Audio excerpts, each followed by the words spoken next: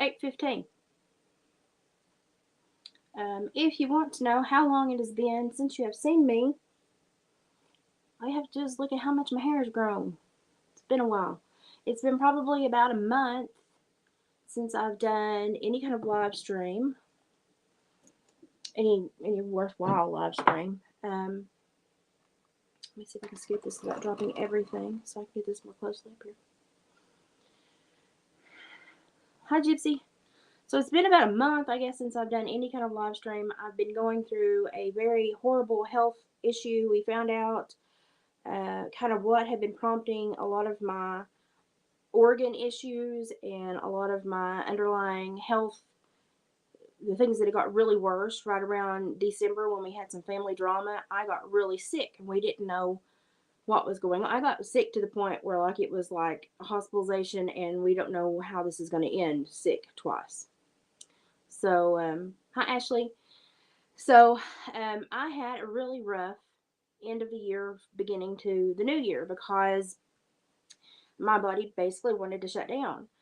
And it was because for people that are like on chemotherapy, or people like me that have huge autoimmune issues, their bodies sometimes, in the process of trying to fix something, they send out the like the Custer's Last Stand. What is it? Custer's Last Stand in the protein department, and it sends out stuff that attacks not only the bad but the good. And so, along with the inflammation and the infection and some issues in my bowels that I had being targeted, those stupid little proteins, which are called cytokines, were also attacking the rest of me, which was sadly my kidneys, my liver, my bowels, and even my heart at some point. And so I was having a very difficult time healing. It was called it's called a cytokine release syndrome or a cytokine storm. I did not know anything about this. Completely flabbergasted when I learned about it, and now I understand why I have been so near death for about 2.5 months. Hi Denise, and oh, we got Priscilla in here too. And now since we've got those slowed down and I'm healing, it's just my left side of my pelvis is still infected and it's still sore. Um, but I'm at the point today where they called. We're doing a physical therapy re-up next week. I'm still getting nursing and physical therapy at home, because my health sometimes drastically just crashes. Uh, and my insurance is like, we would rather provide her more health care at home rather than have to hospitalize her. So I'm thankful that my insurance is, I pay out the yin yang for it, but I'm thankful they're actually taking care of me. Um, but now, since we're finally getting all those little proteins under control and going, no, no, no, no, no, we attack the bad, not the good. Leave the organs alone, dumb butts. My body's finally starting to heal. And this is something that sadly we think has probably been going on off and on for a while. And sadly, the more times it occurs, the more likely it is to cause organ failure. Um, Thankfully, um, it seems like most of my episodes were confined to the last 2.5, 3 months. And there doesn't seem to be a whole lot of stuff that I'm going to have to like fix. I've just got to get my body in a healthier space where it works better and it doesn't want to all the time react like this and send out these little cytokines and throw a little I'm going to kill you party. Um, so my health is getting better. My hair is growing. I need to get it trimmed. It's really dead at the bottoms where I was really unhealthy for a long time. I need to get it trimmed. But then again, that requires being able to sit in a barber chair long enough. And my pelvis has been so infected and inflamed for about a month and a half that I can't.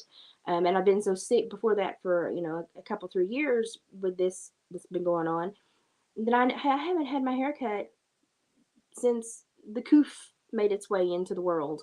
And my husband's like, "Go get your hair and nails done." I was like, "Oh, I'd love to do that. I would love to feel special for a day." But my thing is I might have the energy to get myself there and back, but do I have the ability to sit there and enjoy it? Because my body does not want to work. Um, as always, if y'all need to contact me, this is my email address. Lots of people like to try to send me stuff. And I still want to make sure that everybody's sending up really good vibes for Haley. I know that we last saw Haley for my last really bad crash. She had just lost a family member in a very extreme manner and was not doing well. So I want everybody to remember to think about Haley and send good energy to Haley. Cause I know she's struggling, and I think about her daily. And I hope she's doing well. I've not been on a lot because I've been so busy with my health and resting that I'm not up to date on everybody's world anymore. And I apologize because I feel like a horrible person. But right now, I spend just all my time between my nurses and my physical therapist, doing my exercises or resting. So that's basically what my days entail. Hi, Cindy. So there was something I actually saw today. Now the Timcast IRL that is happening at the Capitol is still going on. I think whether you're a Tim Pool fan or not, I think that I look like an orange Oompa Loompa in this. Of course, I am part of the Oompa Loompa tribe, so I guess that makes sense. I suggest that everyone go watch tonight's episode of Timcast IRL because they're at the Capitol speaking to people, multiple people. And when I last left, they had Steve Bannon in there talking to Steve Bannon, and they're talking about all the stuff that has broken the news this week. And it's very important to inform yourself of every side. I don't care if you're staunch one way or the other. Always, be able to look at somebody else's side.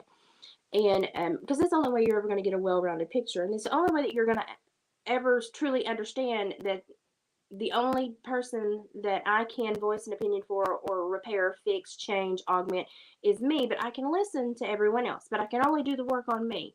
I can't force other people to do the work. This is the only person I can do the work on. But you can do better work on yourself if you listen to others. So everybody needs to go and watch that. I'm getting better. I'm getting better, Priscilla. I'm getting better. I'm still not. I'm still not travel worthy. Because anytime that I get into a vehicle that jars and jostles me for any amount of time, because I've still got some infection and a lot of inflammation in the left side of my pelvis and my left hip joint, then my body wants to release those little buggers again, and then I tank again. And so I'm having to stay home, be still. The farthest I've been is like 4 miles from town for blood draws and stuff like that. So that's about as far as I'm going right now. It's sad because I've been so unhealthy. Then David's been so unhealthy. And it's just been a rough time for us. And then our daughter set the date for her wedding, which is going to be the 24th. And my doctor's like 90% saying no, you cannot travel that far because it's in southern Georgia. And 10% there's a possibility. But I'm working, thank God, her fiance has amazing parents, and I'm working with his mother. And so the things that I need to do as a mom that day, I'm kind of like co-doing through her. And so I'm mailing her items that are specifically to be given to her that day at specific times.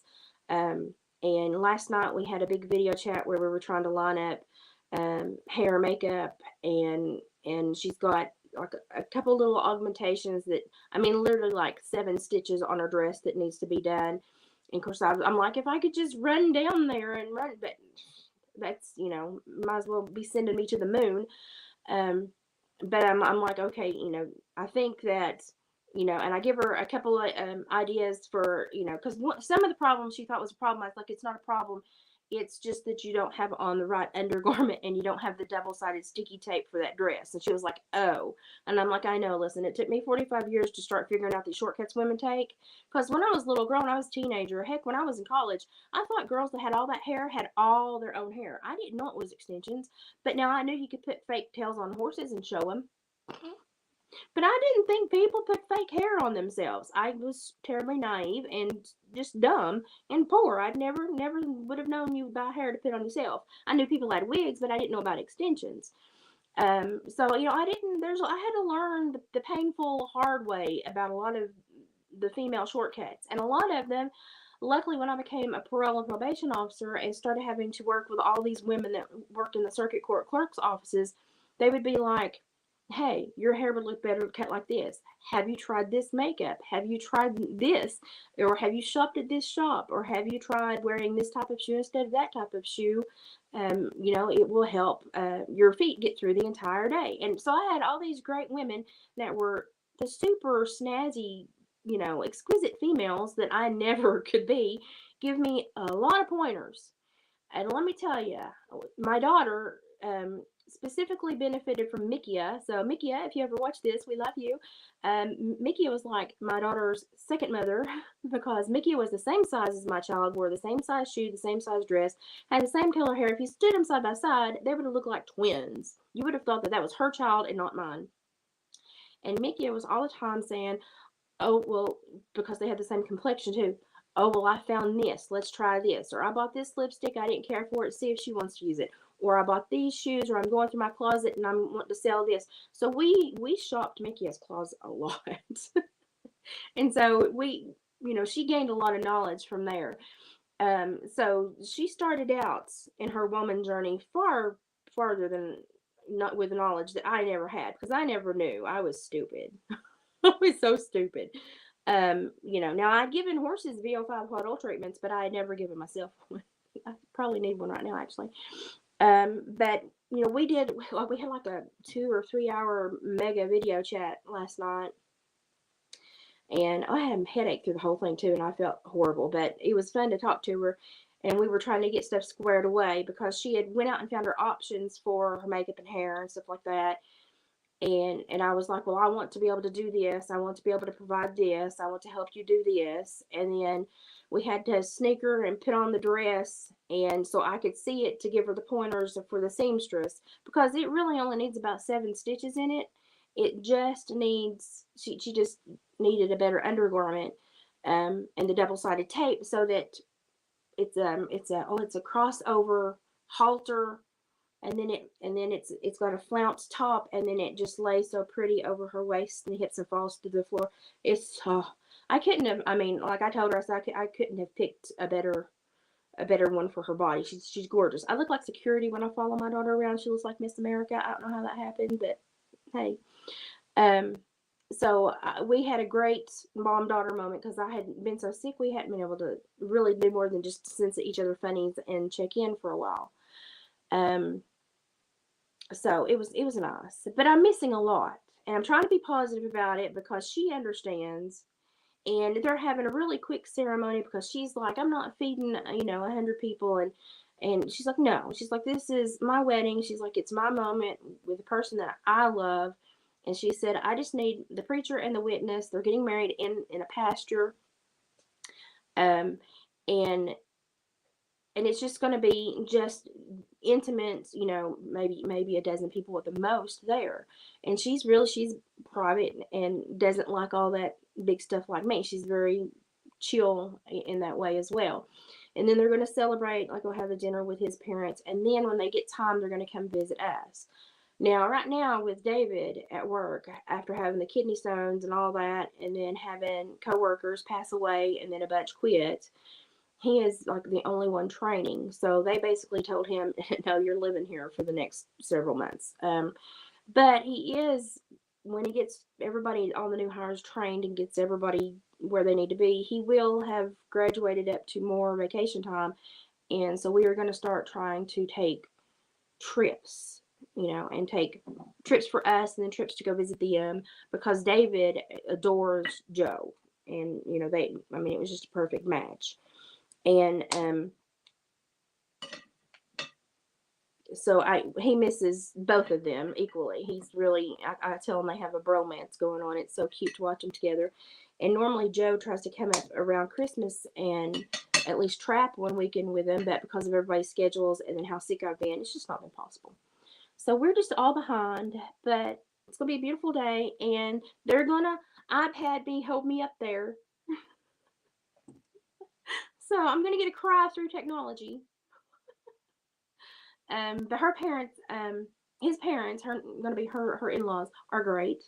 And I've had constant communication the last couple of days with the soon-to-be mother-in-law, and so she's going to sneak a lot of those little things that I would do specifically for her. She's going to sneak those in through the day from me. She's going to do them in place of me, but let her know this is from your mom. I'm going to cry. So bless her heart, Lord love her. She's already my BFF. So I can't say enough about how much this woman has helped me. Oh yeah, you have lupus, so you know how crazy it can be. Look, I'm gonna cry. I'm gonna take out one of my rooster. He's got glue on him. I have been gluing stuff. I do have my glue gun plugged in. I'm gonna take my napkin out and wipe my face. This is my little rooster ring holders. I used to have 8, but the last time Haley was here, she stole 4. So, lupus is crazy, and I have several days in the midst of all this sat here and been like, why couldn't I have just had MS? And that's so sad to say that out loud, but it would have been easier to treat, and I would have had less issues. I would have had a more controllable disorder. And I get frustrated sometimes, and it's just like, you know, it's sad to say, but, there are months that I don't leave this house, that I'm not able to leave this house, that the 3 steps on the porch are not going to happen, or the ride to town cannot occur because of my body and the reaction that I will have, mostly because I've been in constant flare for a few months. But I'm feeling, with the physical therapy stuff, I'm feeling more, after the first month was really rough, but then I started feeling some positives, and I thought, okay, I can see some things changing. And then I went into the really bad swelling and had the big hematoma and everything. And so we haven't been able to do lower body physical therapy for a few weeks, so we're starting that back up next week. And I'm excited for where I'm going to go, because now that we figured out what has been really making things like 500 times worse, I should be able to have a much better existence. Now, I'm still going to have RSD. I'm still going to have flares. I'm still going to have very horrible days, but I'm not going to have this amplification that has been attacking multiple organs, causing all these other issues going on. So I am just like so happy that, like, I have a future goal. Like, my physical therapist is like, what's your goal? And I'm like, I used to be able to like save up spurts of energy and at least take like 2 trips a year. And Kim and I would either go to like the Queen Convention, wherever it was, and that it would take me like 2 weeks to recover, but it was worth it because I got my battery recharged. Or we would find a concert and go. And we've not done that in 5 or 6 years. And so my goal is to get roadworthy again, to where I can take a couple, 3 trips a year, whether it be driving to stay a week with Haley, once or twice a year, or, driving to go see my friends at the Queen Conventions, or to taking a concert. I just want to be able to do stuff again, even if it's just twice a year. I'll take it, because I've done nothing for so long. I'm bright in the room. It's because I wear bright clothes. I picked this top the other day, and my hair sticks to it, but I love bright colors.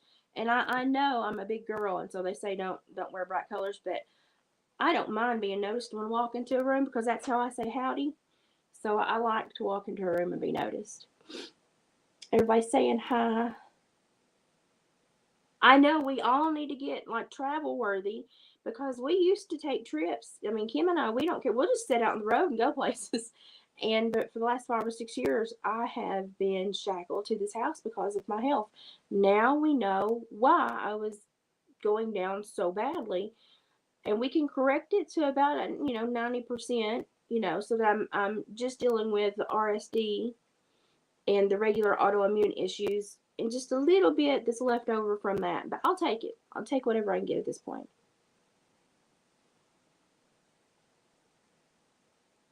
I'm just saying, my little nurse, bless her heart, I feel like I owe her a prize, because she's the one that caught all this.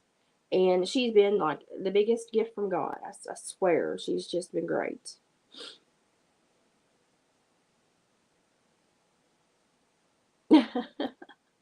I'm silly. Well, there ain't no reason to be serious about stuff. No, I can't. We're going to talk about some serious stuff tonight. There's been a lot of stuff going on in my life that y'all have no clue about. And I've been handling a whole lot of heavy crap for a few months.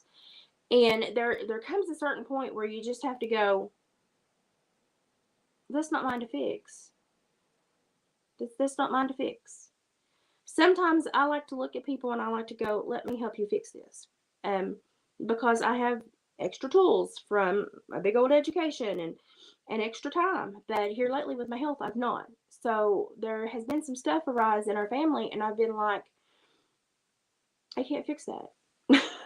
I can't fix that. And it's taken a toll on me because it's changed my entire family. But it's like, I can't fix that. And as much as they're sending signals out to everybody that I'm the only one that could fix it, I'm like, but I've done nothing. My world did not change in any way. My behavior did not change in any way.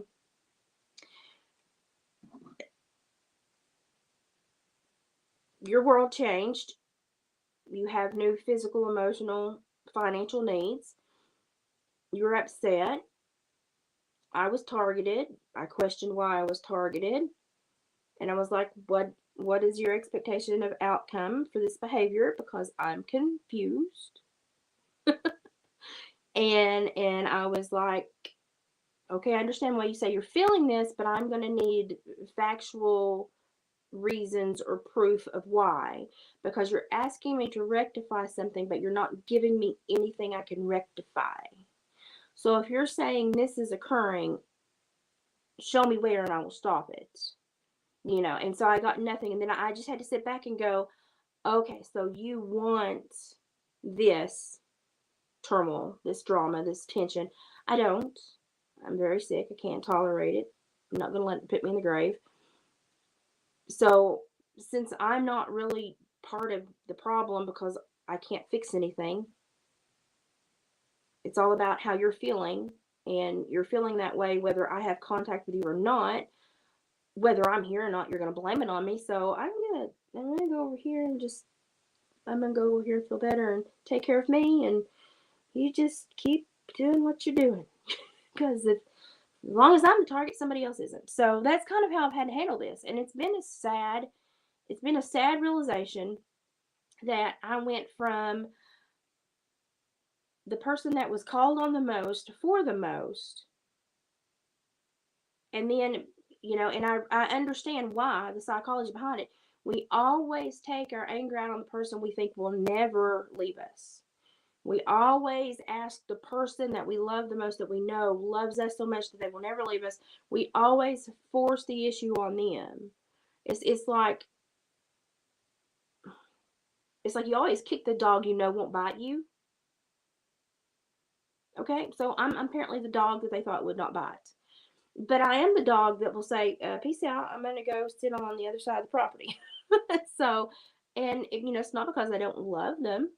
And it's not because it does not horribly hurt me. I'm not going to cry. It is that without giving me quantifiable empirical data to show me why you're feeling this, I can't change the way I'm making you feel. Without changing these occurrences you say are happening, and without the knowledge of the occurrences, I have no idea what's going on in your universe. So without something, I can't fix it. It's like, you're giving me a handful of nothing and saying, "I'll make me exactly what I want." I got nothing, and so it's just, I'm just gonna have to sit here patiently and wait for them to realize, oh, something, life is still sucking. It wasn't her fault. Gee, I guess it's us that has to make a change. My life hasn't changed anyway, except for I miss them. I've admitted my life hasn't changed. And so I'm like, maybe when they realize, hey, something? We thought she was the problem. She removed herself. Obviously, we're still having the problem. Probably wasn't her then. I'm hoping they'll be smart enough to understand that. But at the same time, as I tell everybody, your 20s and 30s are horrible because you're in the end of your stupid juvenile years, and then you start the establishment of your adult years, but you're in that limbo stage where you're not a kid and you're not a seasoned adult, but you think you own everything, know everything, and can justify every behavior, but you rarely listen to anyone but yourself. And so it's kind of the most self satiated and just saturated decades of your life. And I get it. I understand. You just finally got your prefrontal cortex. You think you've got all these great new skills. Your brain's saying, hey, we're firing on all cylinders. I've got this. We can do anything except read a room and understand how you respond and why you respond. You still got some time to grow and understand why you react certain ways. And I hate to tell you, but with them having problems, we were the only family that was a safe place for a long time for them to be. We were the only family that was not like having super drama tension moments. Like at one point, their family tried to put our names on a police report saying that we broke a chain on a gate. And I was like, why? We don't even know these people. Why would we be anywhere near them? And my husband was like, he's like, here, I'll call my boss and he can tell you. And the boss was like, no, this man's always at work from this hour to this hour, and he was there. And I was like, you need to tell these people to not speak our name. And I had to very politely say, hey, listen, whatever y'all are going through over there, it doesn't belong over here. That's your problem. This is my home. This is my name. Nothing. We don't have anything to do with all that. So we don't want to be dragged into it. And that's about as polite as I could put it. And we still said, not going to interfere. Don't want to hear about the issues. That's your issue with that side of the family. And you're adults now, so you have to learn how to mediate and navigate. And if you're still visiting and you're okay with that behavior, and then I just don't want to hear about it here because my home is chill. And so I think because we wouldn't like join in the game, because I've been talking and trying to acquire knowledge and understand the dynamics that is created. It seems like we were the untouchable. Like everybody wondered why we all got along so well for so long,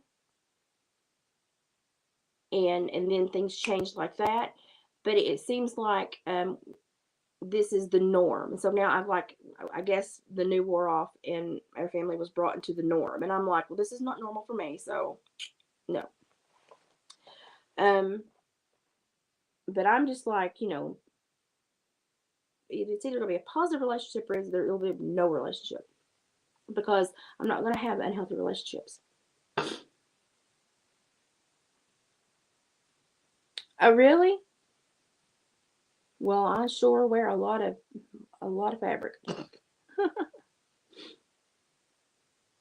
Joe is a wonderful guy. He had a certain type of cancer as a young man, and actually was a Make-A-Wish kid and recovered, and has got a great story, and he's got a great outlook because of that, because of everything he's went through. He's got a really great outlook on life, and he just really rolls with it.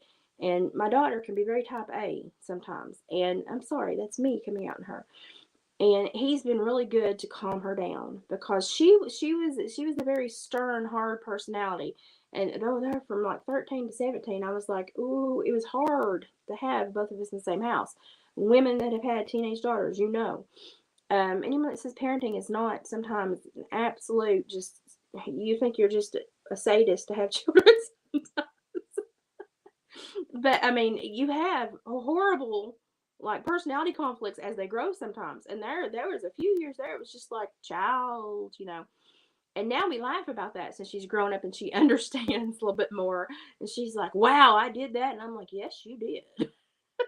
So, but he has really softened her look on a lot of things. And now instead of getting irritated, she will be like, oh, and she'll just soften immediately and think. And I'm like, thank God.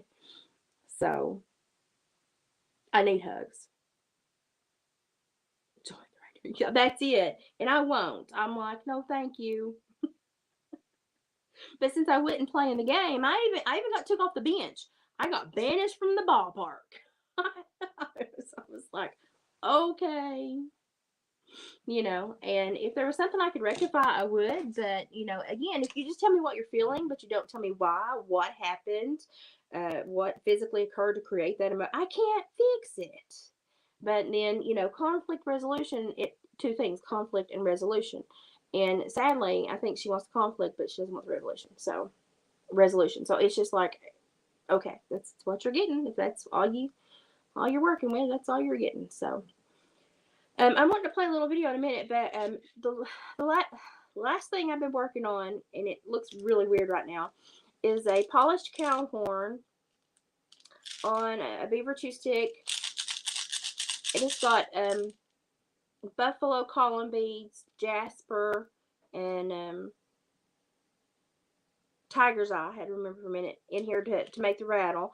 It's got an otter head. So that's the nose. It's even got the whiskers. It's even got the whiskers on it. It's an otter's face wrapped around the horn. And I've started the leather. And of course, this is a beaver chewed stick.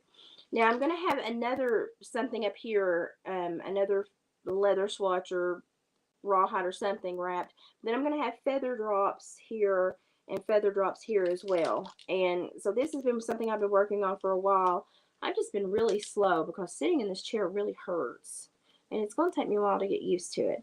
So I've been working on this for a while, and I've got some feather drops started, but I've not got them all the way done.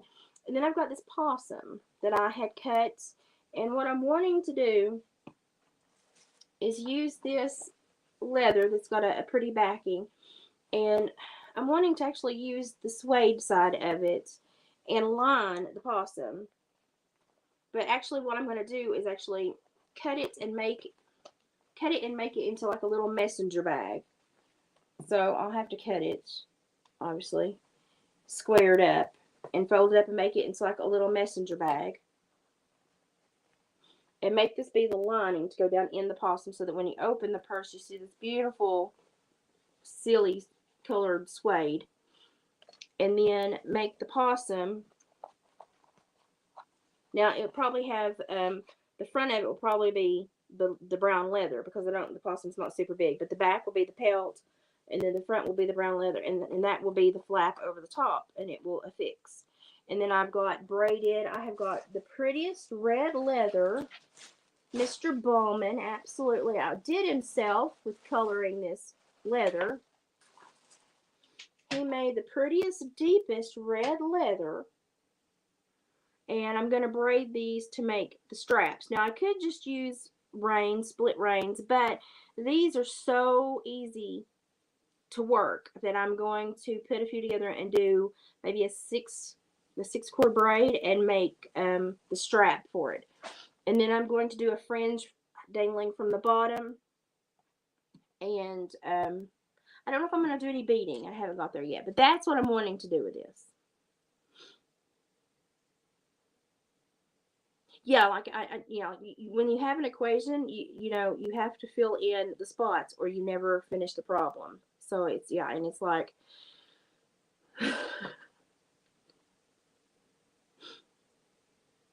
hey, Tenfold Hatter, we're good.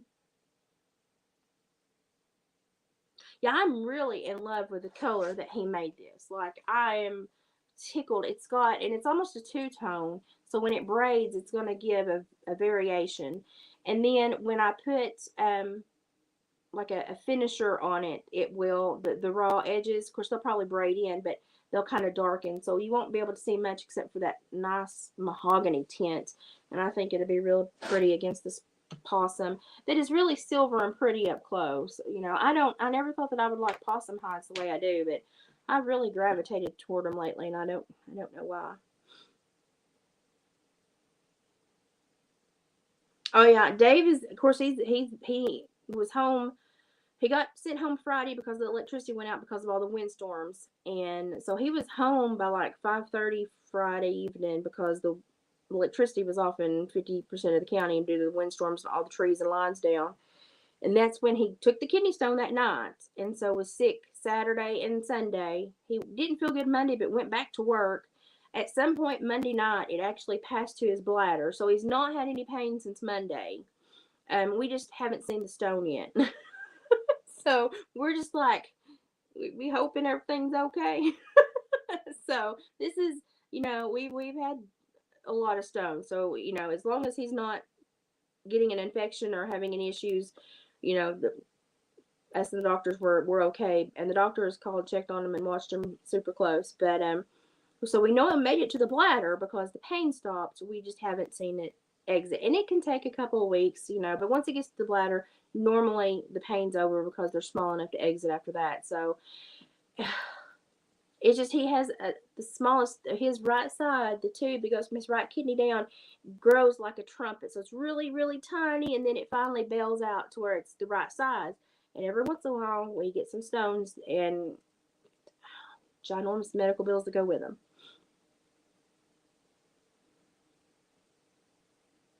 Oh, I saw that. That looks so pretty. You could hand tack it. Have you ever thought about, you can get the batting and the backing, and you can just hand tack it around every point of your squares with yarn or embroidery thread, pull it through and tie a knot, and either leave it some string or just clip it real close and just hand tack it. You don't have to do it through your whole sewing machine if you don't want to.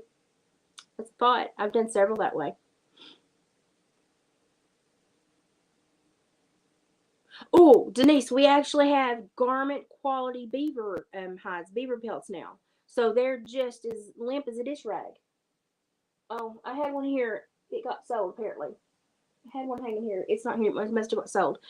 Um, and he just sold a bunch of them, but we still have some. And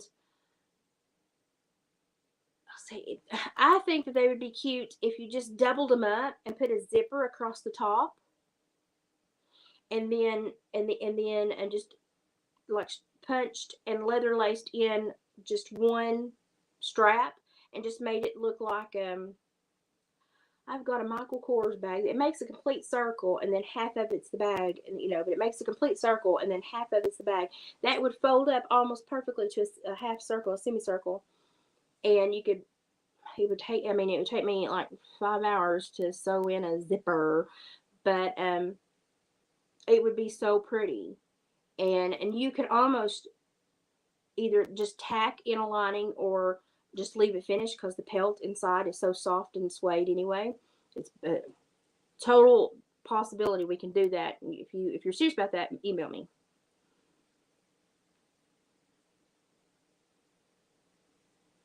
Yeah, he's doing a lot better. It just if they don't move, and normally they move quickly through, and he'll hurt for a couple hours, and then they get to the larger spot in that ureter and they go on down. And this one was not. It was like the last one. It stuck, and we've had some serious past infections from where those have stuck, and we've not known, and they've had 4 or 5 end up stacking, and we know to act on it quickly rather than to wait, because then we get closer to surgical intervention. So it was a mess. It was a mess, but thank God it made it to the bladder. Snapping turtle foot is on the tail end of the third week. Drawing up moisture and salt. Gotta keep it salt period. I'm happy with the texture. Yeah, you can just dry it out, or you can look on oh gosh, what is it? The Snare Shop, or go on to like McKinsey or Tasco taxidermy supplies, and you can order a small amount of what they call hide preservative. And that hide preservative has got other stuff in it that will draw the moisture out and hold and dry stuff like that more quickly, and like leave it in better quality condition. So high preservative would be the only other thing I would recommend. And let it dry out really, really well. So around here, now we're in Tennessee. So common snapping turtles you can still eat and catch. They don't care. The alligators are protected. But snapping turtle feet are dinosaur looking things.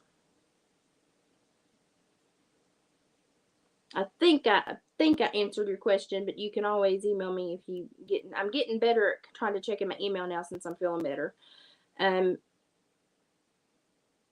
But that would be the only other thing that I would say is make sure it's in a controlled room where the temperature stays the same. Don't try to put it in a super hot room, or just try to keep it in a consistent room, and just wait it out. Just wait it out. But the hide preservative would be the only additional item that I would put on something like that. I used to draw out turkey's feet. I know you make them a claw and they dangle from people's rearview mirror, but I had one where for a long time it was like flipping the bird that hung from my rearview mirror. We used to eat turtles. But people call and say we've got too many common brown snapping turtles. They're eating our fish and our ducks and everything. And we'd be like, we'll come fish them out because we like to eat them. And therefore, that was like for a long time our most fun family activity was going and fishing for turtle. Oh, you're welcome. I don't have any hide because hide preservatives is mostly used by taxidermists that are preserving the hide until they get ready to do the taxidermy. So we don't keep any of that here. But like Tasco, McKinsey, um, the snare shop may have it, but any taxidermy supply shop will have it, and they only have small quantities and large quantities. Yeah, I know. I thought it was funny that the bird was flipping the bird.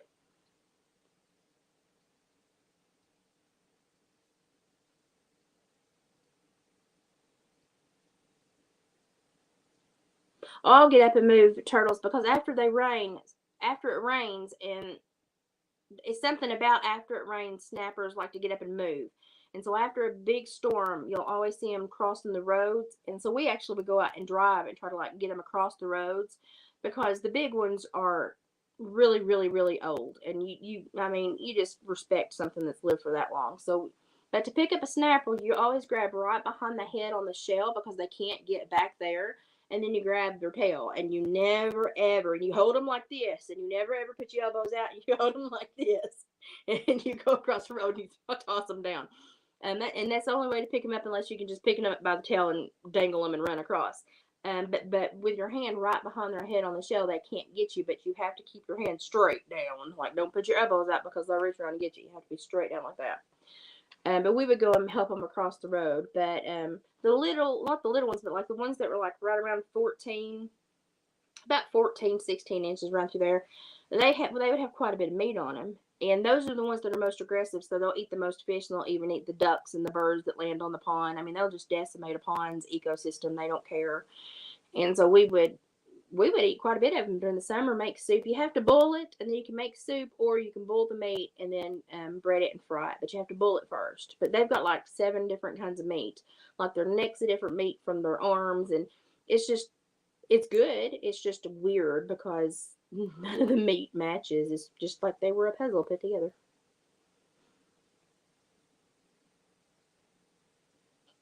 Oh, turtle is yummy. People, and you used to be able to save the shells and sell them, and people would turn them. They would polish them and turn them into salad bowls. Oh yeah, snapping turtles are dangerous, and that's why people that think snapping turtles are just like a normal terrapin that you see crossing the road. Oh gosh, no, they'll take your arm off. A big old boy will, you'll lose a digit real easy on them. And I know this is a horrible and macabre thing to know, but to process them, you have to chop their head off, and you have to pour boiling water over the shell to separate the shell from their body so you can get to the meat. That head will bite for like 3 hours. Just nerve reflexes. My kids would take the hose for the garden, the hose that you chop weeds with, and they'd stick it in its mouth and they'd clamp, and they'd like yard across it across the yard, and they'd run and stick the other hoe and clamp, and people would run it, and they'd like drive up the road and be like, what have they got? And I was like, turtle head. I was like, I'm sorry. They'd stay busy for hours. Me and my brother, we would, when grandma would butcher the chickens, we would get their feet because she would cut off their legs and their feet, and we get their feet, and you could get like, if you had paper clips or little pieces of metal, you could push them through the tendons, and you could hold the foot, and you could pull and work it like a marionette. And so we would get a chicken foot each, and we would put little pieces of like metal and wire through them to get each tendon. And we would time ourselves, whoever could pick up the most rocks and make a pile, whoever's pile had the most rocks won. And all day we would be working them little chicken cranes is what we called them. I mean, the things we did to stay busy as children on a farm, it probably sounds really horrible to a lot of people, but I mean, it was grandma's time to butcher the chickens and put them up, and we needed to stay out of the way, and that's what we did to stay out of the way.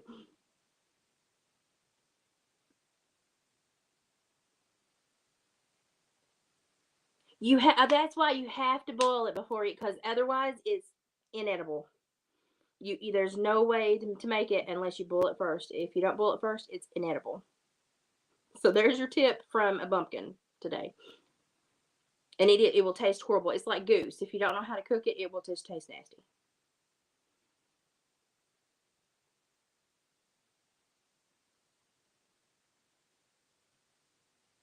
Oh yeah, it's very hard. And that boiling water trick it made it so much easier. David he was really good at cleaning them. We ate quite a bit of them, and we cleaned up lots and lots of farmers' ponds and stuff. Um, I had something else I was going to show you. Oh, I've got a lady that wants 2 medicine rattles, and I've got some rawhide, and I was thinking about doing them out of rawhide, but then I've actually got some harder coyote hide from that dude from North Dakota, and I've got some bigger pieces, and I thought, well, wouldn't it be kind of neat to make 2 big, like, and what they look like is they're about this big around, which is about as big around as my head, on a stick, and it's basically just like a rattle, except for it's made out of 2 pieces of leather. And they most of the time use rawhide, but they also use fur. And I thought, well, I can use this coyote fur and make a really colorful, awesome medicine rattle that she wants. And so I'm thinking about using the coyote fur instead of using buckskin, because then I have to paint and I have to be really careful with my stitch work, and it adds a whole nother layer of time and momentum that I have to put into it. So I'm thinking about using the coyote fur and making just a huge medicine rattle for her. That's what she wants. She's moved here from Colorado, and we met each other at the Walgreens last week, of all places, and we've just become fast friends. So she has been looking for one for a while, and actually saw one that I made that was on display somewhere. I don't know who has that one, and contacted me. And I'd met her, and by the time she got home, she sent me a message. And she was like, "Are you this person?" And I was like, "Yeah." And she was like, "Well, daggum, I've been trying to find you for 6 months." So we found each other, and we've chit chatted every night. And she has wanted one of those for a long, long time. And I'm like, "Well, yeah." I was like, I'm getting back to my crafting, so I'll get on it.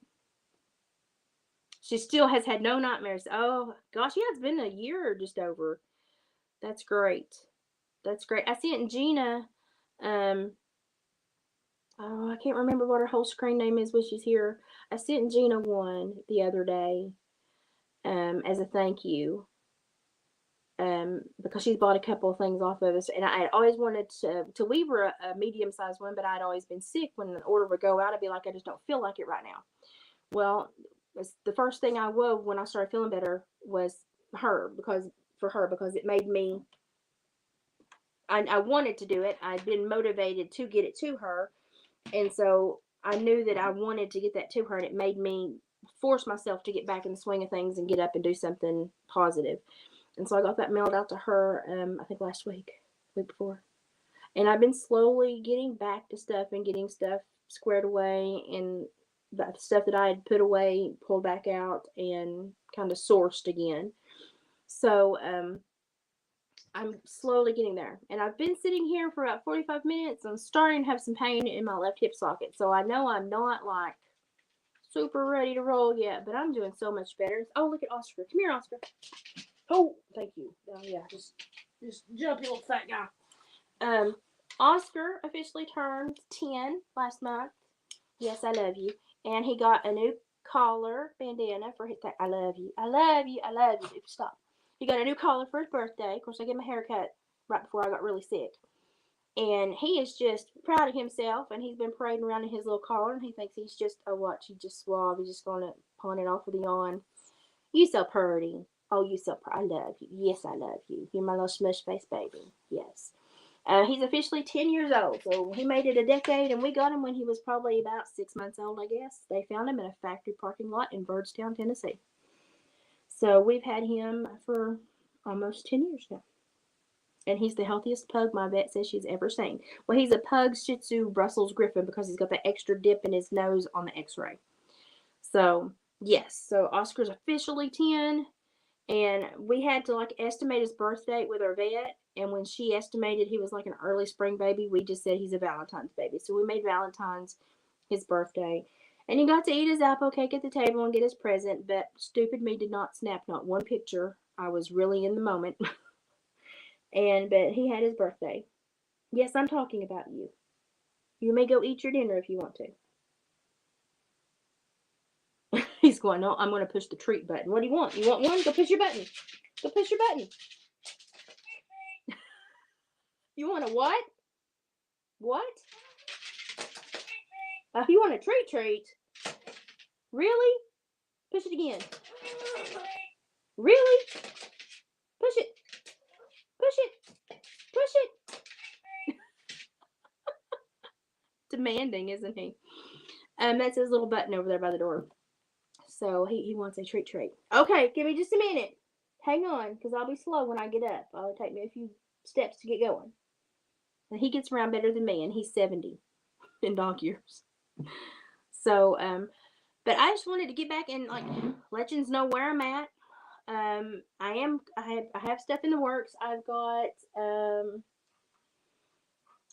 this catcher started. It's mostly peacock with this really, really detailed drop. And I've got to finish it out with some other feather drops. I think I'm actually going to put fur drops on it so it doesn't take away from the peacock feather.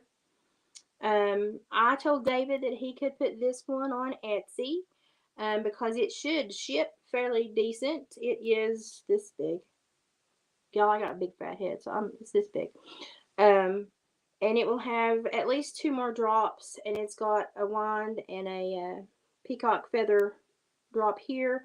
And I think I have a jawbone or some teeth that I was going to put on it. I'll have to look, but it's got the water buffalo beads on it, and then it's got the big wooden spider. This has actually got a royal blue, a turquoise, a pale turquoise, and a white in the middle. And I left myself a hoop here because I'm going to braid off of it and make other drops. So this, I told David he could have that because the last craft order I did for my yarn, my twine, was rather expensive because I got a lot of colors. So this is also a tricolor turquoise. It's a blue, a dark turquoise, a light turquoise, and then a white. And it has got the buffalo horn beads and one wooden bead. And I've got to put the drops on it. It's got a really pretty pattern. It patterned out really pretty. But it's got, so it goes from dark to light. It is shipped pretty good too. It's pretty small.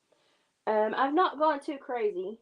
And then I've sent a few off as gifts and thank yous to friends.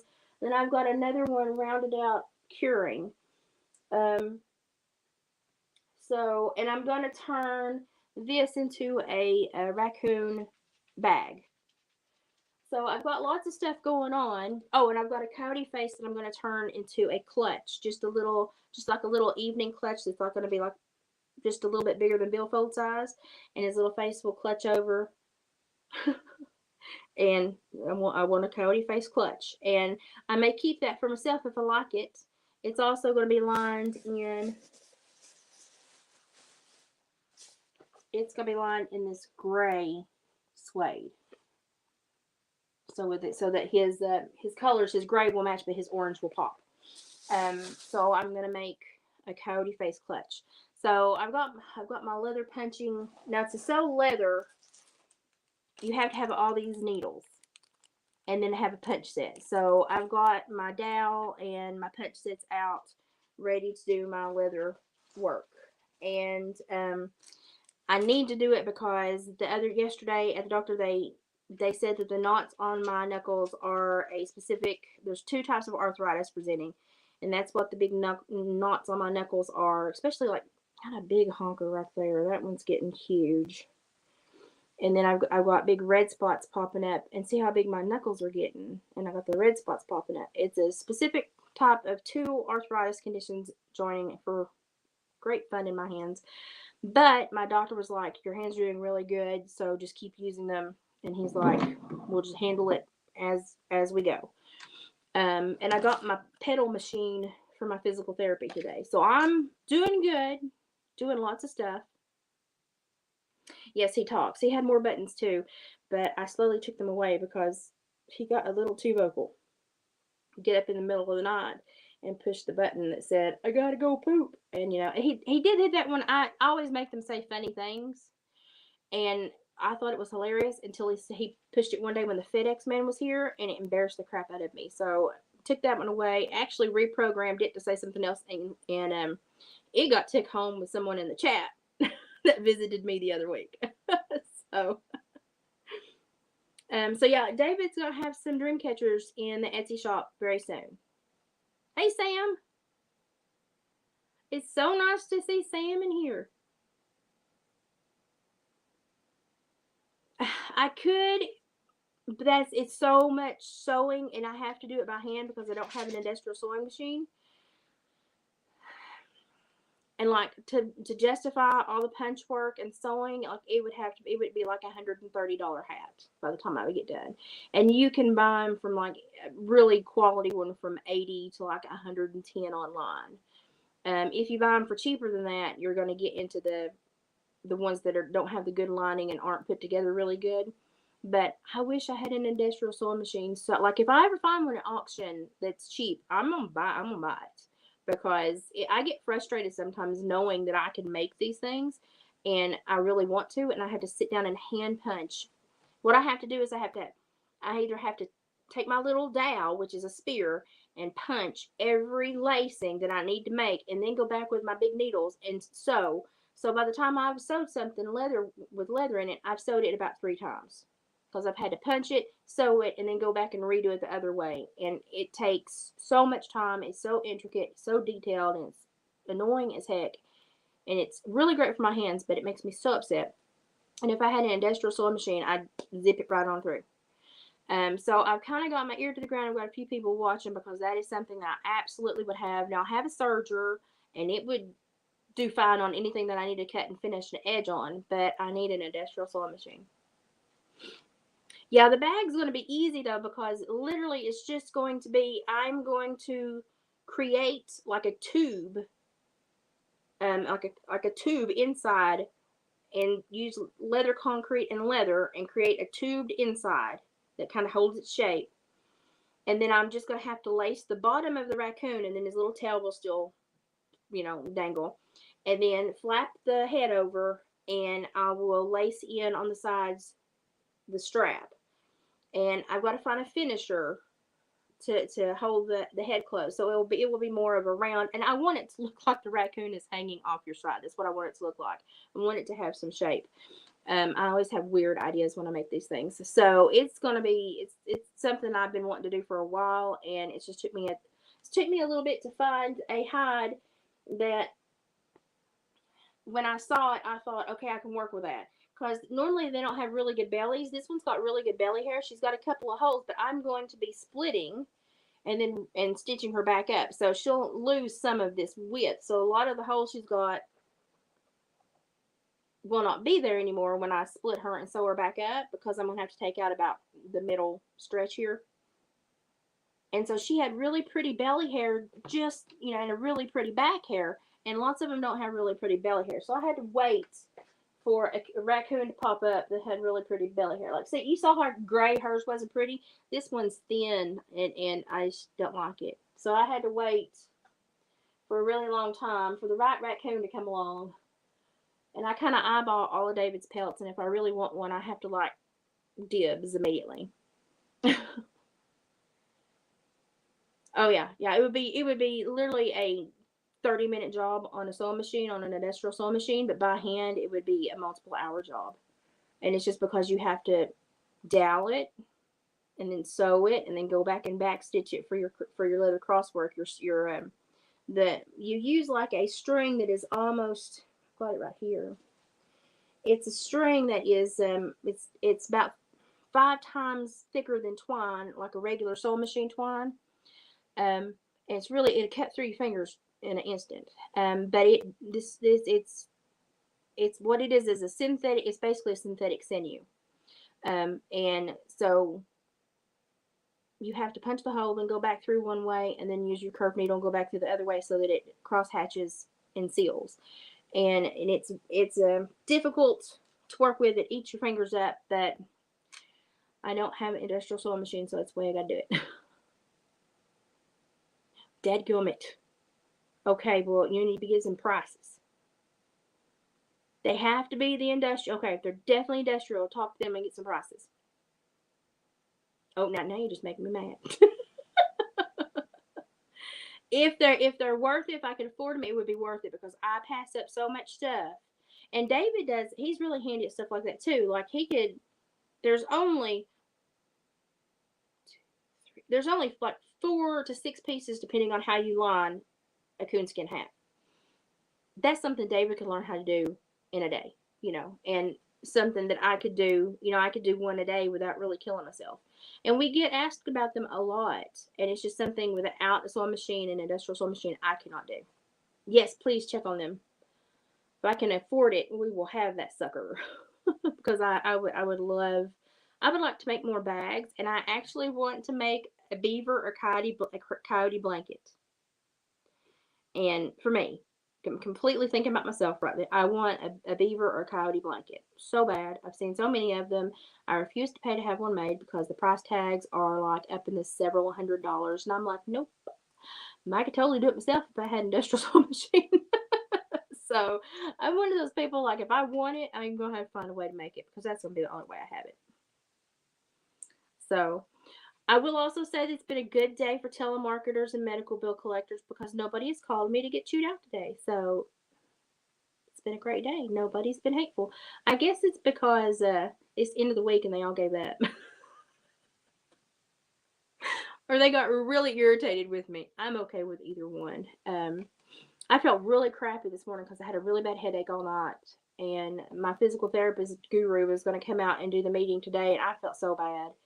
I was like, if I have to sit up straight, I will puke on you. And he was like, we'll do it Monday or Tuesday. So I'm excited next week because I just had the doctor's visit yesterday.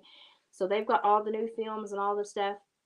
So when we meet, depending on doctor's notes and what they talked about, we're hoping to start some kind of resistance training with my legs in the next couple of weeks. So we're going to be adding in resistance training, and we're going to be going for another 60 days. So my insurance is like, yes, we'll cover another 60 days. She's doing great. Put her on another 60 days. And so I'm super thankful for that. So my physical therapist will still be coming once to twice a week for 2 more months.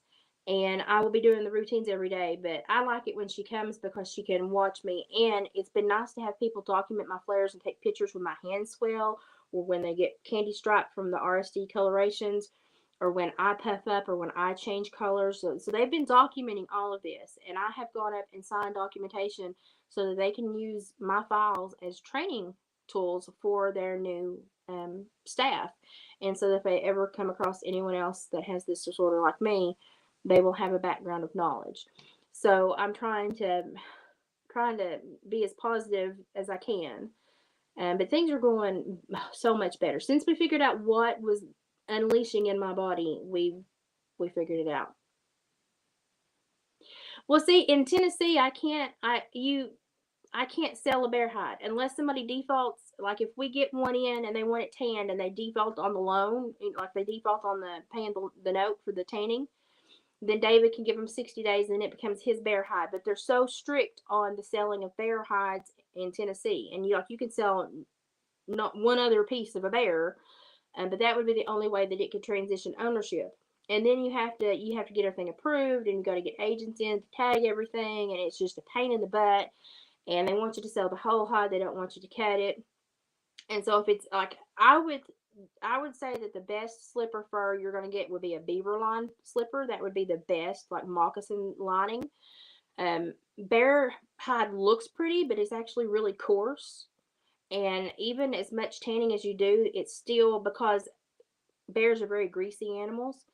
So even as much tanning as you do, it's a very coarse hair because once all the grease and oils are out of it, it's like the top of a horse's tail.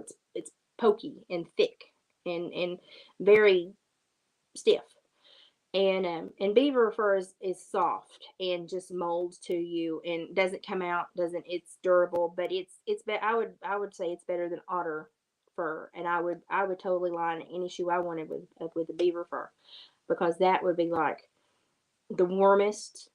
It would also you'd be able to run out on the porch and stuff like that, and they'll have it has a moisture barrier. That's important. And for maintenance, like you can literally like hand wash them in the sink or do them in a gentle, and then just hang them up to dry. But people think bear hides are so, soft, and sometimes they are, but they up around the neck and stuff. It gets to a very gristly texture, a very horsehair, top of the horse's tail, thick texture. People don't know that. Yeah, me too, man. We've had a few rough months. Well, I've had a few rough years, and I kept wondering why my body was just tanking on me. I was like, is it just advancing this quickly? Why? I just lost so much energy and ability so quickly, and I was like, what the crap is going on? And to know now that it has been actually something that we can control, something that my body was doing because my reserves were so low, my body was freaking out basically, and it was sending out the cavalry, and the cavalry was just going to kill everybody. Got the world's worst cavalry inside of me. So now that we're getting all that, like I'm already taking histamines. I can't take the steroids for it, so I have to take histamines and other stuff. And I already feel much improved energetically. I just have to it's going to take a while to build my strength back. But I already feel a lot better. And it's because I didn't know that those things were going and attacking, yeah, the bad, but they were also attacking my organs and my bowels and my heart. I preach. I'm a fur preacher. If I get an industrial sewing machine, boy, if I get an industrial sewing machine, a denim blanket would be a breeze. There are black bear everywhere. I don't know the population. I don't know if they have a hunting season or not in Florida. We East Tennessee's had a hunting season for a long, long time. The Cumberland Plateau in northern Tennessee has just started in the last several years, but we've always had a population of black bear. It's just they were more transient. They kind of muddled through, and we had a very small population that actually stayed. And it was because we normally got the problem bears from Cades Cove and the Smokies. They would dump them up here in Big South Fork, and they would kind of muddle off. Now we've got a population that is here, that is healthy and is staying. And so for the last several years, it's usually archery only, but we've had like 3 or 4 days of season a year. And we've got a 3 to 5 county radius. And then Eastern Tennessee and down toward Greene County and stuff has had a huge black bear population forever. So it's really weird because we've always had bears here. It's just the population has kind of come and gone through my childhood as the Smokies issues. Because anytime the Great Smokies had a rogue bear or a problem bear, they would capture it and throw it at Big South Fork. And then we would have a bear that we had to contend with until it meandered on off somewhere. Normally they would head into Kentucky because there's more resources that way.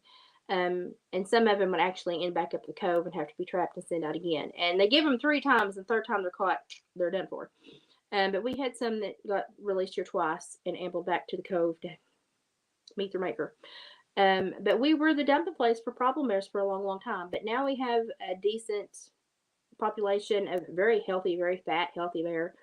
And they don't really cause us any problems because we have so much food source for them, and we have so much rough terrain that people cannot get to. They just stay in their hidey holes. We do every year have a couple that want to go to Pizza Hut, get in the dumpsters and go dumpster diving and go through the bank and stand up on the windows and look at the tellers at the bank like, what are you doing? And I'm like, hey, y'all look like a human zoo. Let them do it. And we all take pictures of it and put it on Facebook, and then the sheriff is, scoot them out of town. But we only have that only happens maybe 2 to 3 days out of the year.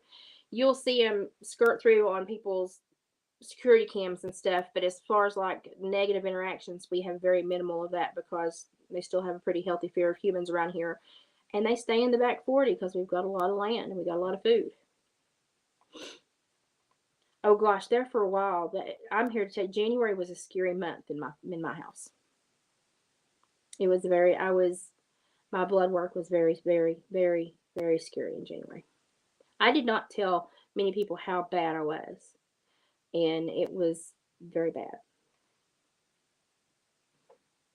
Yeah, Spirit. We've had everybody pop in. I'm so glad to see everybody again. I've missed Jens, and I hate to go missing like that, but when I have to really shut down and deal with my health, I really have to shut down and deal with my health. And I was very ill to the point where we made sure that our contracts for chopper flyouts was up to date. That's how sick I was. So we re-upped there, and just because we're safety people, and I am the Tarzan is this water sanitary elephant, we just went ahead and re-upped it for the next year too, so we wouldn't be like if something happened later in the year, be like, is their contract still good? We just went ahead and paid them for another year. And because if you don't have a contract with the chopper, the Aerovac people here, it costs you like 50 grand to get choppered out. And I got really sick there for a while, so we just made sure it was still good and re-upped it for another year because that's how sick I was. So when your doctor's like, make sure you got this and this and this prepared, it's bad. But I'm bounced back like flubber. So, but I can tell that something's different now. I can tell that we've got something, whatever was going on, we've got it stopped. I can tell because I feel different internally. I don't feel the battery drain that I had been feeling for years and that I couldn't understand. So I get tired now, but I don't get like I'm gonna fall and pass out tired. I'm not gonna make it to the bed quick enough tired. I'm like I need a nap tired. I'm gonna have to excuse myself and go lay down. But I was getting to where it's like I would get so just lethargic so quickly. It was like I would sit down and lose so much of my strength that I wasn't sure if I could get to the bedroom and get in the bed. And that's not happening anymore.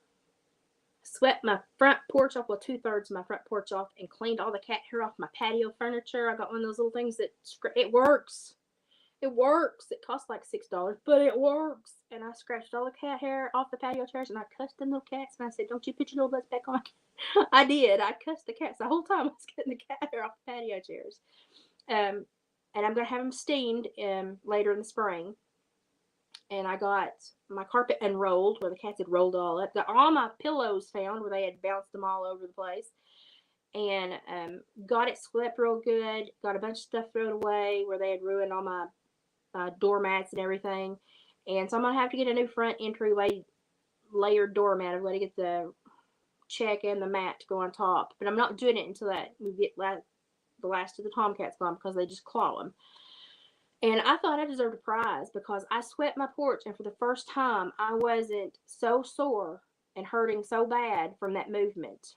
And it's where I'd been so swollen internally, and I hadn't known how bad I was swollen because I didn't know I didn't know that my intestines were working through an infection, and that everything was attacking the infection and my intestines. I didn't know.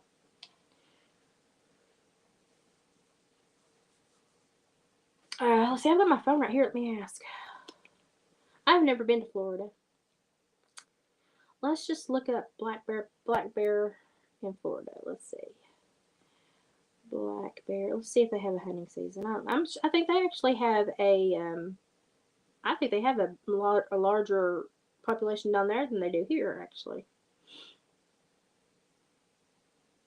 Oh, maybe they don't. Florida does not have an open regulated bear hunting season at this time.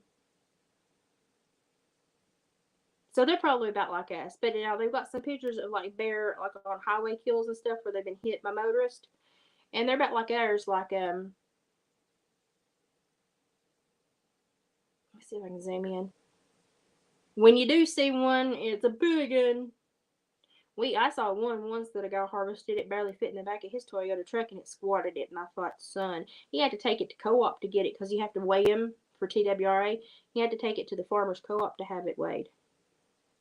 They did. They used to have bear hunts in Florida, but they had to stop them they began in 1930s, and they stopped them in 1993 to let the population replenish. So I would say they're probably getting ready to start having to regulate some again if the population is coming back. Let's see. I would say it's the Everglades. Yep, Ocala. The highest populations are in Ocala National Forest, Big Cypress Preserve, Apalachicola. Is that how you say that? National Forest, Osceola National Forest, and I don't know. It looks like a Conolofty, but that's not it. We have a Conolofty Indian Village. It's Okefenokee National Wildlife Refuge. Sadly, it says most of Florida's bear populations likes to be near public lands because they are very they're like coyotes. They acclimate to urban areas very quickly, and it's sad. It's one of their worst features. So from 1936 to from 1930s to 1993, they had hunting seasons. They stopped at 93, and the population is actively coming back. Oh, let's see. Somebody just.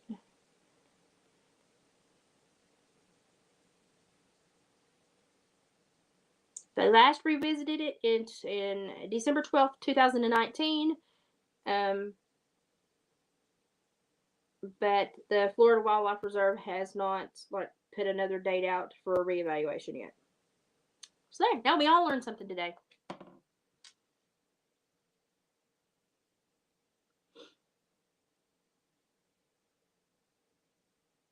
Bruno the bear. I'm telling you, you get some bear that they become famous because they have certain personalities to them.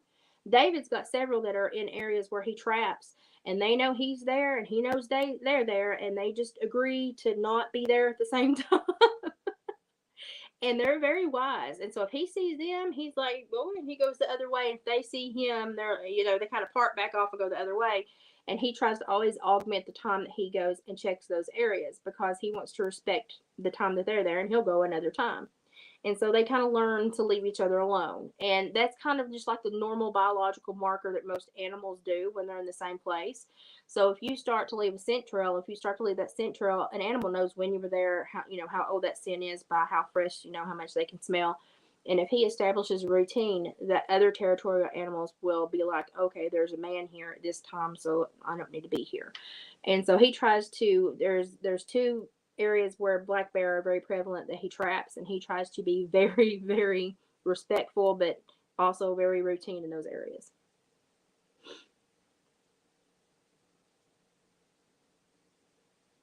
Yeah, bear skulls are really freaky looking things. That's why on one of our couples chats we showed you the one that he had that he cleaned for the hunter that wanted the hide tanned and wanted the skull cleaned, and then you have to take out that tooth and send it into TWRA because they get a bunch of information from that, and they're really wicked looking. So that's why he wanted to share that.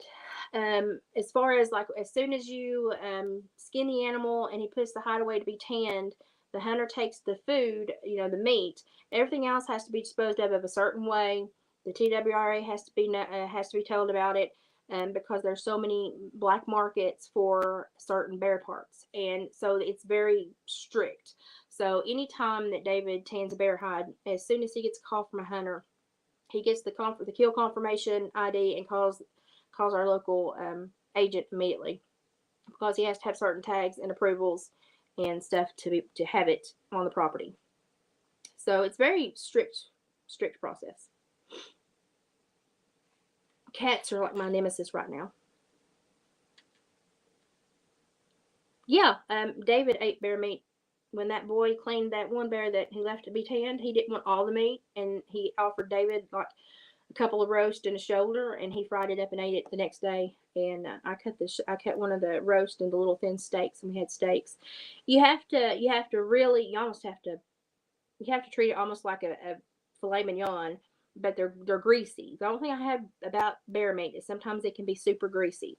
So sometimes if it looks super greasy, I will put it in some cornstarch and let it kind of pull that out for a while, and then I'll wash it off and then I'll fry it. But it can be a little greasy sometimes. Hey, see, we're all learning stuff today. That makes sense. I guess because I guess they had a pretty good population there from around about the time that was being filmed. Yeah, okay, that's what I was trying to say. We have in North Carolina, we have the Econolofty Cherokee Indian Village. So, and that was stuff like that gets me tongue twisted. I can say my Indian tribe names, but when I look at stuff like that, I'm like, ugh, can't do it.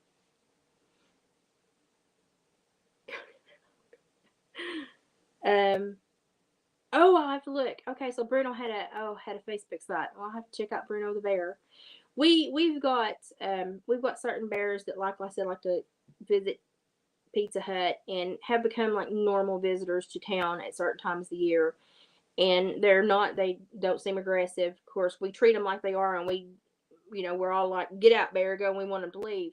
But we've got a few characters that pop up every year, and you can hear them on dispatch going, yeah, can we get a deputy or to get an agent or somebody over to sound some sirens behind Pizza Hut? They're in the dumpsters again. Yeah, it's that juvenile. And we're like, oh, he's back. He really likes pizza. Yeah, humans and bears should never interact because black bear is the most dangerous of all the bears. Now, grizzly bears are very territorial, but they're less lethal. A grizzly bear will run you down and slap you around, but they're just territorial. They're wanting to say, I'm bigger than you, you need to leave my land. If a black bear normally ever engages with you, it's because they see you as a food source. And so black bear are the most lethal of all the bear types because of that reason alone. Black bear are responsible for more deaths of people than any other bear in the world. Polar bears are actually very aggressive too. I did not know that till the other day when I was doing a bunch of research. But polar bears are apparently not nice. They look sweet, but they're not. Um, so I thought that was interesting. And then I was reading up a little bit about the polar and grizzly cross that's kind of making its way in British Columbia and in Alaska. That's a really neat genetic cross. I read lots of really weird stuff, but I got David a Fur Fish and Game magazine subscription for Christmas, and I read everything in this house, so I've read every one of them 50 times over.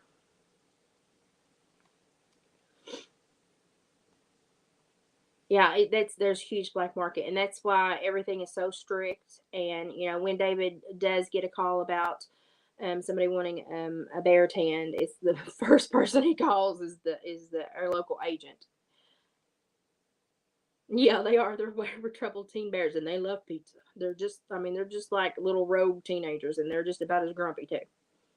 And you always know when like a bear has ambled through your yard because it'll leave a big footprint. But they just like rub up against stuff and leave big swatches of hair, or they'll smack something, or they'll bite something and crunch it in two, and you're like, oh, a bear was here. Or they'll just one T post will bend it flat over to the earth. If they just had a problem with one T post and bend it flat over that one fence post, I must put it flat to the earth. And then they'll scratch their butt on a pine tree, and half their butt will stick to the tar sap on the pine tree, so you have half your pine tree covered in black bear hair.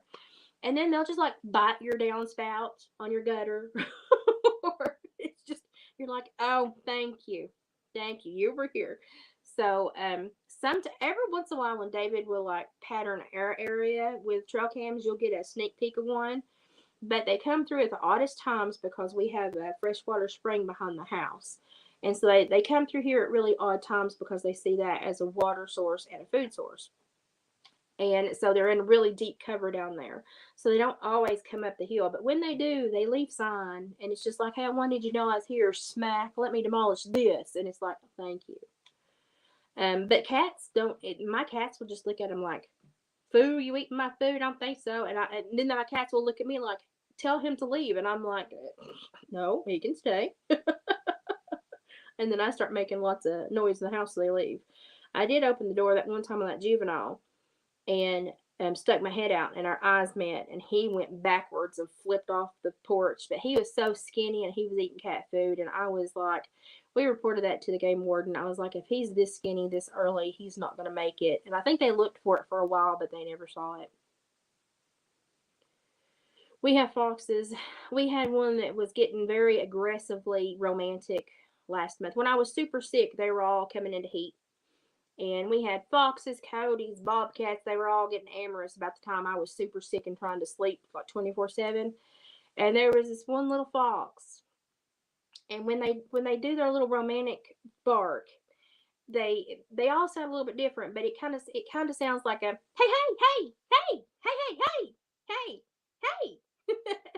And so you're trying to sleep, and it's like having a toddler in your ear going mom mom mom mom mom mom. And I went out on the porch and I was like, hey, shut up. And it shut up for a couple hours and I got a nap. I'm trying to get that to pop back up, but I can't get it to pop back up. Yeah. Oh, it won't let me pop it back up. Oh yeah, and foxes are the worst. And they just don't care where they leave anything. To be quite honest, and it's like they almost want you to know that they were there because they will leave it right on your walkway. It's not ever in like a hidden spot. It's always like front and center, and they want you to know they were there. So she's telling the absolute truth. Yeah, fox noises are weird. Now bobcats make some of the most harrowing sounds I've ever heard in the woods. And so lots of times if you hear something and it makes your hair crawl and you don't know what it is, it's a bobcat that's telling his friend how much he loves him. And they get really, I mean, it's almost like we've heard the cats on Facebook, the why I oughta hold on piano, that, and bobcats can actually they will sound out what will sound like words, and they will squall and scream and whine and then chuff, and it's weird. And so people that move here that have not ever heard them during their mating season, there'll be like 15 calls to dispatch. Oh, there's a big noise down here and I don't know what it is. It's a bobcat. It's bobcat. It's their romance season. It's a bobcat. The coyote have we've got a black one that's been coming right up to the barn. We've got it on trail cam. It's pretty. Probably too smart to ever get got. The black ones are always so smart. He's jet black. He's beautiful. There was a bobcat, a gray fox, and a black coyote. Literally in like 6 hours. Boom, boom, boom. Every couple 3 hours went through on the same trail. Unheard of. Right here by my barn. And I am not super. I mean, I'm living a very Hoboken, not traveled place, but I'm not like super down in the hills and hollers. I'm not. Um, but that fox that was romantically inclined while I was very sick, it was just. And I told David, I said, put a snare out. I said, he's driving me nuts. And he's like, he's just talking to his little friend. And I was like, well, then put 2 snares out because I need to sleep. But he normally doesn't snare close to home unless we have a problem animal. And but oh, that fox drove me nuts because that was during my sickest, and I would have to like turn the TVs up super loud, so and I could still hear it echo because it just pierces. It just pierces. So it's you just got to hear it. If you've never heard a fox do their little bark when they're romantic, you just got it just pierces your eardrum. And it was just I would as soon as the whole house would get quiet and I would start to drift. Hey, hey, hey, hey, hey, hey. Oh gosh, it drove me nuts. So, and I'm one that normally can deal with anything. Like when me and David are out and about, and I used to go out with him a lot, I'd hear him call, and I'd call back and mimic, and I'd have him all kinds of confused.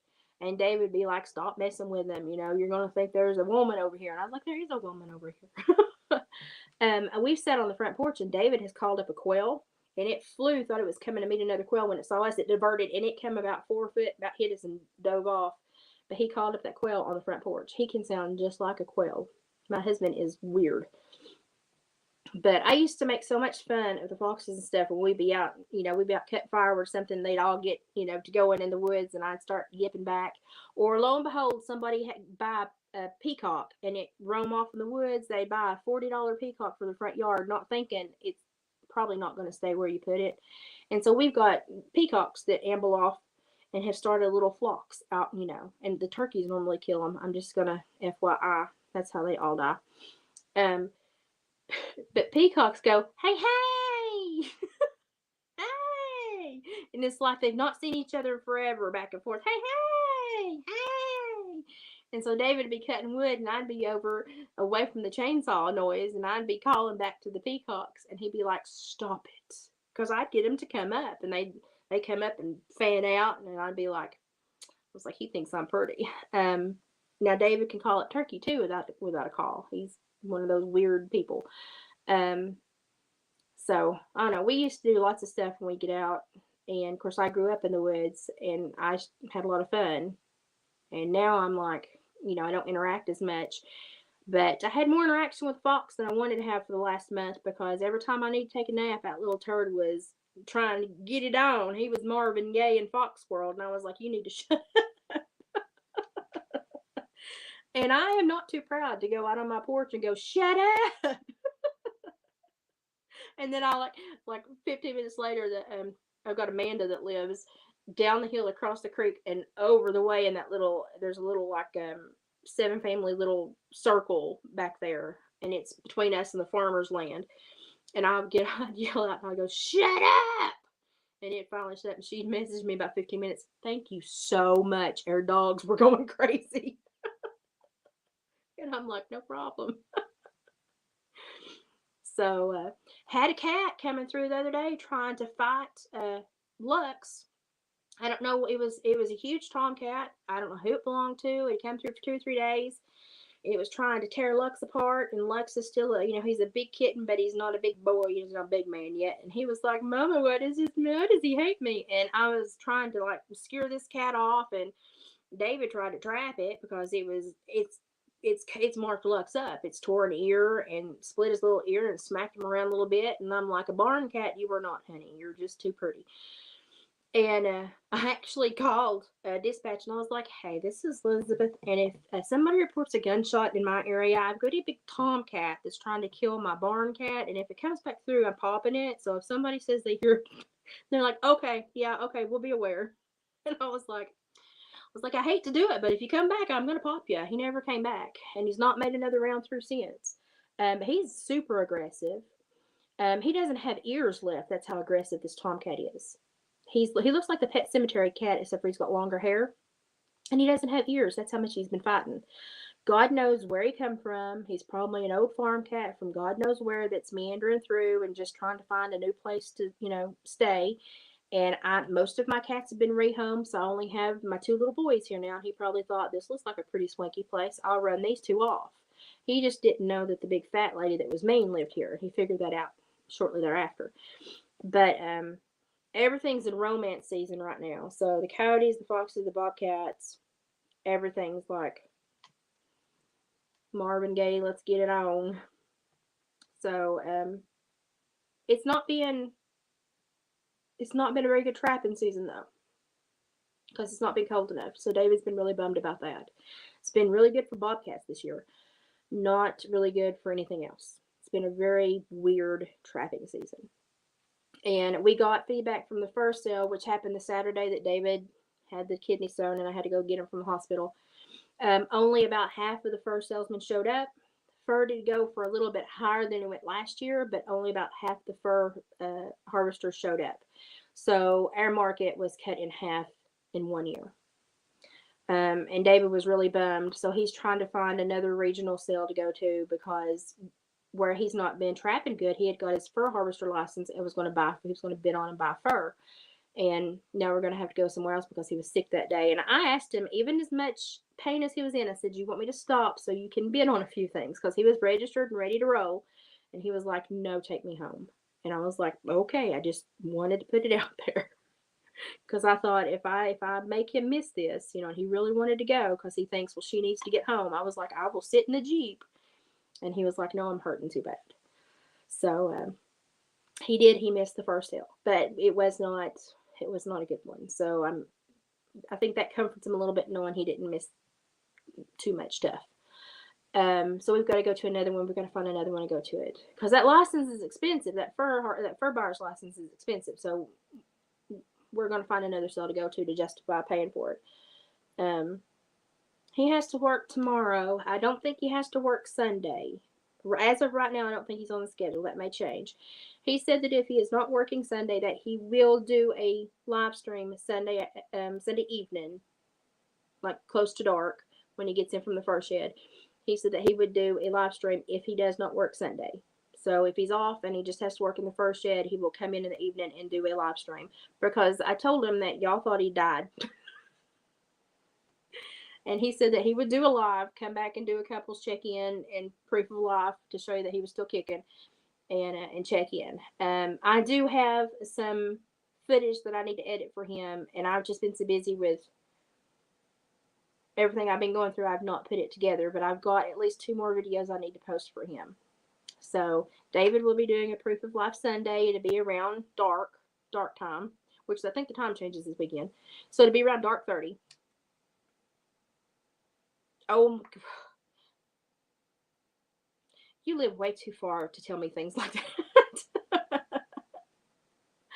I haven't made homemade cinnamon rolls in a while. I made a I made an apple pie when I had a visitor the other week and put deer prints in my apple in my crust and made a banana pudding and made it with whipped topping and heavy cream, so it was thick and delicious. And boy, you could only eat just a little bit. It was good. And what I made a whole bunch of stuff the week that I had visitors. I cooked more that week than I had made chicken and dumplings. Made a couple of big pots of goulash and soup, and I cooked quite a bit. Um, David and I have decided for the last 3 weeks, we have been doing um, Hello Chef, Home Chef, because we knew that my pelvis needed to not be moved or jarred and packing groceries, and the delivery boy stopped his business. He's doing something else now. Darn it. Um, and David has been working 6 to 7 days a week, so it's hard to even get him to be able to run and pick stuff up. So we decided to do Home Chef, and we've been doing Home Chef, and then he just gets enough what he needs for sandwiches and breakfast, and everything else is Home Chef. And I can stand up now that long to cook, and I've enjoyed cooking again. But I made a bunch of homemade stuff when I had visitors. But the Home Chef is good, and honestly, with the way that, because we're so far out, the grocery prices here are so astronomical. I probably actually am saving 15-20 bucks a week, oddly enough. And I have to say that the meats that they provide are really quality cuts. I'm really tickled with the meats that they've provided. And the tastiest thing that I've had so far from them have been shrimp tostados. Oh my gosh, it was yummy. So I have to recommend those. I actually think I have some discount codes. So if you want to try it, email me and I can give you a discount code. Yeah, yeah. Freeze them suckers and overnight them. Oh god, that I love cream cheese icing. I love anything cream cheese in it. I'm pathetic. That's why I'm so fat. I love all the bad stuff. I know how to eat. I know the prime cuts. I'd be a great black bear. I'd say fat year round. I told everybody if I was ever a horse, I'd be a Morgan horse because you could feed me this much grain a day and I'd stay fat as everything. I had a little Morgan horse, and literally I could ring him off 2 ears of corn every day and he'd just be fat all year round. I miss that little guy. But okay, we have visited and caught up. I have been on for close to 2 hours. I think I'm done. It's been great to catch back up. It's been great to pace myself to see if I could keep my energy. I'm sure y'all can tell my energy is doing phenomenal compared to how it was last time. Um, I have got everything laid out that I'm working on and starting on. So as I progress, you all will be able to watch and see what's going on. I'm probably going to be slow because I'm going to have to get used to doing everything all over again in my hands. But we'll get there. And when David puts these on Etsy, these dream catchers, I will let you know. Um, but great check in. I think I got everything out. Oh, and I made these earrings the other day. These are in the filigree basin with the lever backs with a little filigree edging on them. I love these. They're set in resin, so they ain't going nowhere. And they got the little, you know, filigree edges, and they're the lever backs. Now, I love these because you put them in, you don't have to worry about them falling out. Um, David put these on Etsy. These are on Etsy. These are coyote teeth. He put those on Etsy. And I've got to have a good hand day so I can wire these. But these are coyote canines through a little Tibetan silver cone jewelry holder. I got these because of the design on them. They were so pretty. And then I put me some feathers in there. And I've just got to put my dangles and hooks on there. And I told David he could have those too. Since he really has bought me a lot of jute twine while I've been down because I wove a lot while I was having to lay still. So he has spoiled me. But I don't have the feather ones completely done yet. But the lever backs are on David's Etsy store right now. So if you like those, and they're really, I think they're cute. I mean, they're not super huge, but they're kind of girly for an animal tooth. And they're good quality. can't find my camera half the time. So I try to not make anything I wouldn't want to wear myself. That's my big thing. I took it off. I had a necklace. I finally made me a drop pendant, tooth drop pendant, to go with my beaver coin that David bought me. But I took it off earlier when I laid down because I didn't want to break it. So, okay, I'm done. I'm going to shut up. But go watch the Tim Pool episode that they did from the Capitol tonight. That's your homework. Go watch it. Listen, even if you're just staunchly hate the guy, watch, because he's going to have people on that you're going to need to hear what they're saying. And then Sunday, David will be on for a couples chat as long as he's not working. He is not scheduled at this time. If that changes, I'll let you know. But as of right now, Sunday, couples chat, right around dark, because he's got to use all daylight to get first stuff done outside. So I will try, if I can, to edit at least one of his videos tomorrow and get it up on his Trapper Dave site. It's Trapper Dave Waters. And then he's going to do a closure to fur trapping season, and then he's going to start the tanning process with y'all, all the hard work. So he's still going to have more content, but it'll be scouting, and then it'll be fur work. So that's what he's going into now. And it's just, he's been working so much, and I've had to sleep so much. We've just gotten behind, and I'm sorry.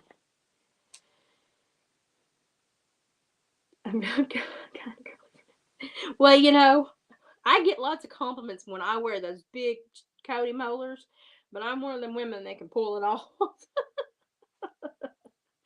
But some women, this tooth jewelry is becoming really popular, and the rings are really popular. And I've made several of those, but they go, when David takes them to vendor sales, they go quick, and they can get kind of expensive depending on what kind of setting you buy to put them in, and the resin can get really expensive. So I can make tons of earrings with this resin and really play with it.